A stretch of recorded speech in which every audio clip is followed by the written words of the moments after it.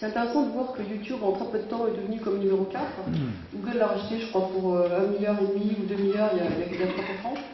Alors, quand vous regardez, donc c'est Michael Welch, j'ai mis les liens ici, c'est un anthropologue, donc on voit la photo là-bas. Ouais, donc moi je m'appelle Tan Diem, j'ai 44 ans, donc ingénieur des mines de Paris, ensuite MBA INSEAD, et en fait pendant 13 ans j'ai travaillé dans les grandes entreprises où j'ai dirigé des grosses boîtes en fait.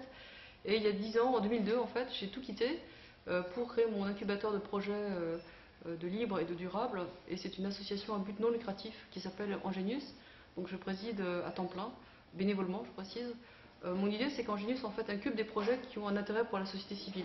Donc la présentation que j'ai donnée ce matin, c'était sur territoire en transition et en quoi le numérique, les outils TIC et autres peuvent apporter une solution aux problèmes que nous rencontrons actuellement.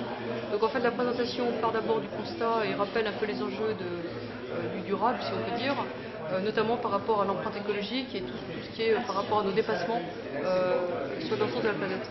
Ensuite, ce que j'ai voulu surtout montrer, c'est que les territoires étaient une représentation culturelle, c'est-à-dire que c'est une manière de voir les choses qui rassemble des gens, et c'est surtout un outil d'intelligence collective, le territoire. C'est-à-dire qu'il y a autant de cartes d'individus et on peut les juxtaposer sur des sites, sur des lieux.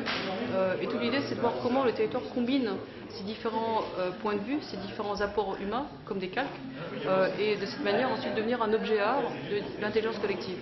Alors voilà, c'est un petit peu ça que j'ai voulu montrer. Et ensuite, j'ai montré les solutions émergentes en la matière, avec des sites pilotes. J'ai parlé de BZ, j'ai parlé du Nord-Pas-de-Calais, avec Los Angeles et Jean-François Caron.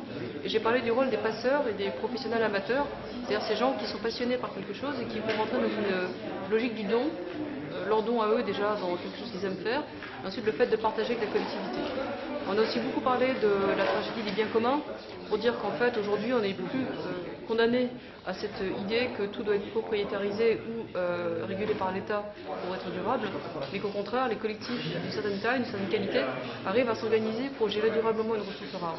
Ça c'est donc Elinor Ostrom, prix Nobel 2009.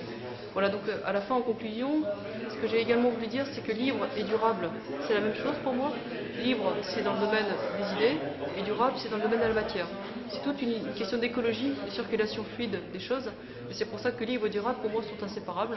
Et je terminais par l'allégorie avec les abeilles, en parlant de mon bouquin qui sortira en septembre, qui s'appelle Des abeilles et des hommes, chez Bayard, qui résume tout ceci, sous l'idée de dire la ruche finalement, dans une ruche vous avez des abeilles qui vont polliniser autour du territoire, et si elles créent, on va dire, 1 euro de valeur dans la ruche elle-même, elles en créent 350 fois plus autour, dans les territoires environnants. Et donc ce qui est intéressant, c'est cette pollinisation alentour de la ruche. Donc l'idée de dire un territoire peut devenir une ruche si elle est habitée par des abeilles, donc des gens qui vont polliniser, donc c'est-à-dire des professionnels amateurs, des programmes, comme on dit, et l'idée que tout le monde peut être professionnel amateur ici, notamment dans ce forum.